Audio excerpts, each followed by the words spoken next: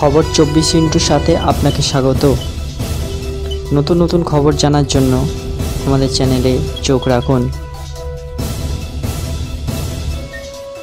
নমস্কার দর্শক বন্ধুরা, খবর 24 সাথে আপনাকে স্বাগত। ভোট দিয়ে ফেরার পথে মহিলার মৃত্যু, এই ঘটনাকে সামনে রেখে ভোট চতুর্থী দিন উত্তপ্ত হল বেতুয়াডহরি হাসপাতাল।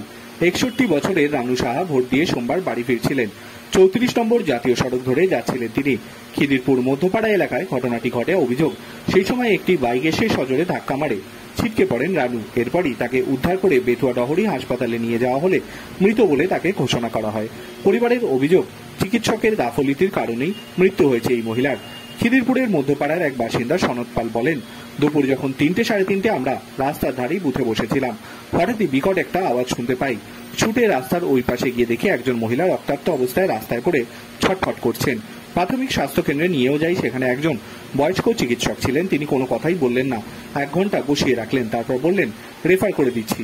এরপরই চেপে ধরে বলি, পালস আছে কিনা সেটা বলুন। তখন উনি বলেন যে ওই মহিলা মারা গিয়েছেন। যদিও চিকিৎসক সঞ্জয় রায়চৌধুরীর বক্তব্য, কোনো গাফিলতিই হয়নি। দুর্ঘটনাগ্রস্তকে আনার সঙ্গে সঙ্গে প্রাথমিক চিকিৎসায় ড্রেসিং করানো হয়, প্রয়োজনীয় ইঞ্জেকশনও দেওয়া হয়, কিন্তু ওই মহিলার ইন্টারনাল হ্যামারেজ হয়, সেই কারণেই এমনটা হয়েছে।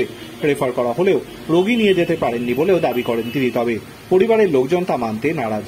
চিকিৎসককে ঘিরে ক্ষোভে ফেটে পড়েন তারা। ব্যুরো রিপোর্ট, খবর 24/7।